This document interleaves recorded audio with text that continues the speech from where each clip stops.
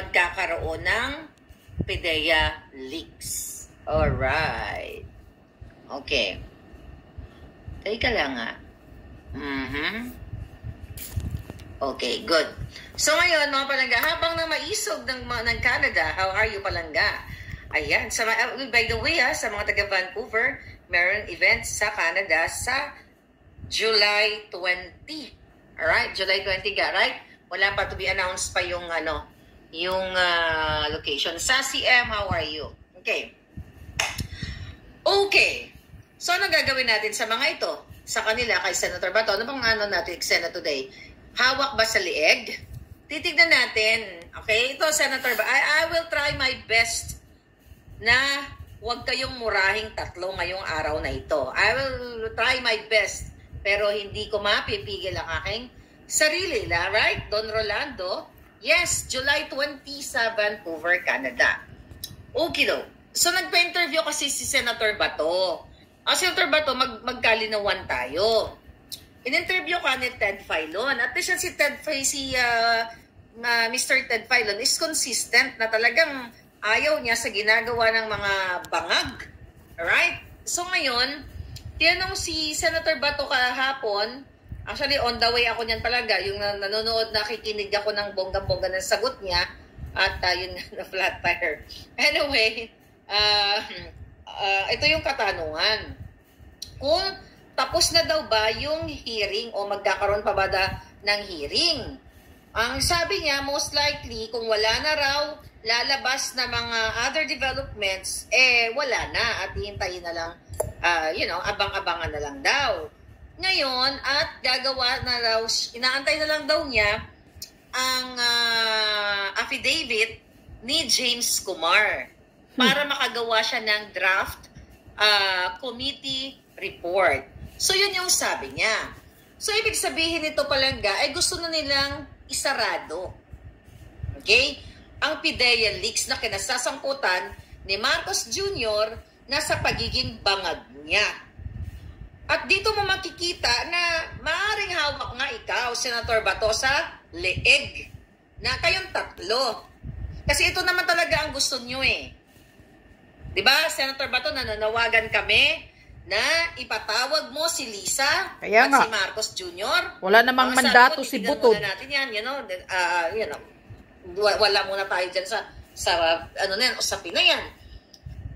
Pagagawin mo si Kumar ng affidavit na hindi narinig ng taong bayan kung ano ang involvement niya at ni Liza sa pagpapategi kay Agent Morales o pag-offer ng kabayaran para hindi siya magsalita. Yan ay unfair, Senator Bato.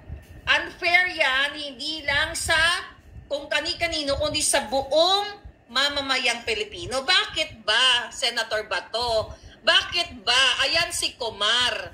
Asama niya si Kuting. Ayan si Jinggoy. Ayan si Tata daw yan. Okay? Bakit takot kayo kay Kumar? Okay, hindi ko naman siya kilala. Ano ba yung hinayupak na yan? Ayan si Indian National, takot kayo? Sila ni Nandito Mercado. sa Ayan si Cheese Escudero. lupang Pilipinas. Na halos magkapalitan sila ng mukha, nakaakbay pa si Kumar. Bakit Parang mga kulasisi. affidavit lang, Senator Bato, ang iyong iniintay kay Kumar? Correct. Hindi Kaya nga, naman bobo ang taong bayan. Magpaliwanag itong hinayupak na ito. Sige, wag ko na muna kayo murahin. Ito na lang si Kumar. Magpaliwanag yung hinayupak na yan, okay, na anong kinasasangkutan niya sa mga taong ito. Bakit ayaw niyong ipatawag? Nagpanggap na kunyari nasa ospital, pero naka-robe. Paano namin malalaman kung totoo nasa ospital siya during that time na nagkaroon ng Senate hearing sa PIDEA leaks? niluluko lang kayo ni Kumar na sa Paano malalaman ng hospital. taong bayan kung ano ang illegal transaction niya sa Senate President na hawak din ang liig mo? Ayan, yan ang kinatatakot mo. Sasalansanin ko ang interview mo kay Ted Filon, Senator Bato. Ang sabi mo dito, na kung wala nang lalabas na ibang developments, mag-iintay na lang ikaw Kung wala, di sarado na. Huh. Sarado ng Hanggang ganun-ganun ngayon, lang ah. Sabi ko, ayoko magmura. Jutang Jenemes ang mga kapalpakan ninyong lahat. Correct. Murahin mo na nga. Nasa peligro pa rin ang buhay ni Morales. Correct. Isa, ikaw, si Escudero, lahat kayong mga walang balls o yung mga itlog nyo kasing laki ng butiki. Walang gustong magbigay ng proteksyon sa isang dating pulis na nanganganib ang buhay na ngayon ay limited ang kanyang mga galaw. Wala. Ayaw niyong ipatawag si Kumar kasi bakit? Bakit affidavit lang, Senator Bato? Ano ka ba? Hawak ka sa lieg ni Lisa at hawak din ikaw sa lieg ni Escudero at ni Jinggoy o kayong lahat, kayong tatlo? Pagbuhulin ko kayo eh. Sarado na ang mga bibig. Kung kayo ay nasa tama, kung na kayo ay fair na gusto nyong malaman, Hindi talaga yan sila para sa taong bayan. bakit ayaw mong ipatawag yang si Kumar na binanggit ni Picoy, okay? Ng alias Picoy doon, Kaya nga. na siya ay magkausap si Kumar at si Lisa na gugurgur ng tao. At sinong gugurgurin? Si Morales. And now, isasara nyo na lang? Inaantay mo na itong committee report Eklabush na hindi natin babalatan itong si Kumar kung ano ang koneksyon niya kay Liza sa Kaya nga. pagpapagurgur at pagbabribe. Jutang ginina. Sabi ko ayokong magmura. Ano mo na lang, ititigil mo na lang. Ngayon, anong sinasabi mo doon? Na about sa yung DDS at saka BBM supporter ay nagagalit sa'yo, di ba? Di ba? Magkabilang panig na sigurado talaga, yeah, mga DDS. magkabilang panig. Gagalit sa'yo, Senator Bato. Na nag-iintay kami ng patas na investigasyon. Correct. Alright? Ano ang sinasabi mo? Na gusto mong, ang intention mo para ang hearing na yon para hindi na mapunta sa kamay ng mga kalaban yung mga papeles, ang kalaban kayo. Exactly. Ang kalaban PDEA. Yan ang totoo. Anong sinasabi mo? Ayaw mo ipatawag. Bakit? Inahawakan ba ni Lisa ang leeg mo? Kaduwagan yan. Exactly. Ikaw, Escudero. Sa bagay, nakita niyo naman si Escudero kung paano babuyin ni Lisa. Yeah, Mga walang bayad. hinarbatan ng alak. Pangbabastos. O ikaw, Senator Bato, hawak ka rin sa leeg? Stop that crap. DDS, BBM.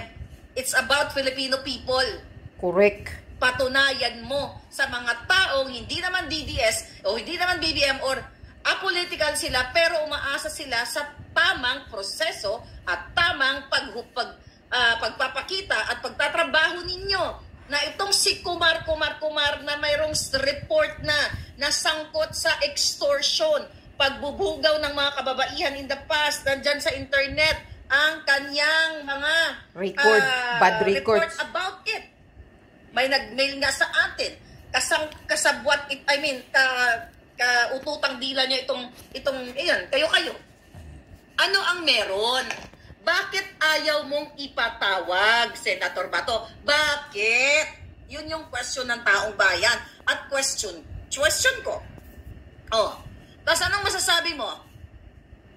Ang sabi mo, sa makabigbilang panig, dapat maghintay at umasa sa tamang proseso ng investigasyon. Asan yung investigasyon? Mahirap magtiwala sa impormasyon na hindi validated at galing sa hindi kilalang sources. Hindi mo ba ako kilala?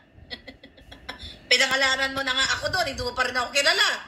Anyway, tapos sabi mo, kailangan natin tanggapin na hanggang ang impormasyon, ito lang meron tayo. Kung sasabihin ko sa'yo kung sino ang isang informante, di umano. Ready ba kayo? Okay, Senator Bato. Baka alam mo na rin to. Ang informante, sasabihin ko na lang yung apelyido. Bahala na kayo manghula sa dami ng apelyido sa buong mundo, sa buong Pilipinas. Ang umurong ang jetlog, di ba to sabi ni may bukas pa. din sa aking informante na sumumpa. Baka hindi pa to alam ni Agent Morales. Oh. Baka, baka ma-reco. Pero, if you know it, di ba, sabi mo naman, ibabaon mo na sa hukay din, ako na lang ang magsasabi sa inyo. Ang isa sa informer, mga kababayan, na pumunta sa PIDEA na sumumpa nung gabing yun. Okay? Ayon sa aking source, di umano, ang apelyido ay Daza. Manghula na lang kayo kung babae, bakla, tomboy, basta Daza. Nakaklase ni Marcos Jr. sa pagdudurog ng pulburon. Oh. Yan. Daza. Certain Daza. Kaibigan ni Marcos Jr. ang nag-chuchu sa kanya na siya ay nagpupulburon. Now, ayoko sana sabihin yan pero ngayon sinabi ko na. Allegedly. Huwag natin bigyan ng pangalan. Daming daak sa Pilipinas. You name it. Itanong natin yung mga pangalan dyan. Basta ang clue, ayon sa ating source, nung gabing yon ay kasama din ni Marcos Jr. na nagbabangag. Nagdudurog. Nagsisinghot. Alam mo na yan, Senator Bato. Huwag na kayo magmaang-maangan. Ikaw, Jinggoy, alam mo yan. Huwag kayo magmaang-maangan. Ikaw, Escudero, dahil ikaw, Escudero, ito, bigla ko naalala. Ikaw ang pinakauna, ayon sa aking source, galit na galit sa'yo si Lisa noon, ikaw ang unang nagpakalat ng totoong kwento na si Marcos Jr. ay durog. Oh. Singhot, bangag. Ngayon, dahil sila ang namumuno, nagkikis-as kayong mga lintik kayo. Ganon? Alam mo na. Alam mo pala, Escudero. Ngayon, ano sinasabi mo doon, Senator Bato? Ikaw palang unang nagsasabi. Huwag na nang si Senator Bato kasi Duterte. No, it's not about Duterte ka o ano mo. It's about kung may balls ka. Correct. Kasi dito, Senator Bato, kahit anong pigil ko hindi magalit, hindi ako pwede magpaka-plastic. Believe me, hindi ako pwede magpaka-plastic kasi Duterte supporter yan, spare na lang natin siya. No! I don't care if you are Duterte supporter. I am for the truth. Correct. Bakit mo si Kumar ay hindi papatayuin dyan sa Senate hearing katulad ng pambubuli nyo kay Morales? Bakit itong Indian national, I don't know kung Filipino national siya, bakit itong ibang lahi na dayo sa ating bayan yan na kasama ng mga politiko at sa tulad ni Lisa, ni Senate President Escudero at ni Bangan, bakit hindi siya pwedeng paupuin? Bakit natatakot kasi kayo dahil malaman kung ano yung anong illegal business nila? Yun ba yun? Kinatatakot ninyo? O wala kayong bayag, hawak kayo lahat sa liig? Buisit kayo. O, ano pa? Tinanong ka doon. Ito, sabi mo pa pala. Sabi mo to, Senator Bato, kailangan daw tanggapin na hanggang doon na lang yung impormasyon. Alright? Ganon na lang? Sa grupo ng mga loyalist at na nagagalit daw sa kanya, na iniimbestigahan niyang PIDEA leaks at nadadamay ang pangalan ng Pangulo at First Lady. Wow! Gusto daw niya ipaliwanag na kailangan daw niyang gawin ang kanyang trabaho. Hindi nadadamay. Hindi Correct. nadadamay ang pangalan ni Lisa Tanas at ni Bangag dahil sila ang subject. Exactly. Subject meaning si Kuting ay sumisinghot. At si Lisa ay kasabwat. Hindi siya nadadamay. Takot ka. Correct. For your political ambition. Kaya ba nilaglag mo si Zubiri? I'll talk about sa paglaglag mo kay Zubiri based on your answer kay Ted Filon. Imayin natin. Kayo nila Escudero, mga dila kipay kayo Exactly. Sakit, diba? Pero totoo. At umarap kayo sa salamin ngayon. Pag narinig yung bunganga ko, dila kipay kayo sa masangsang na Lisa Tanas. Yan ang totoo. Dahil gusto nyong mailigtas ang inyong political career.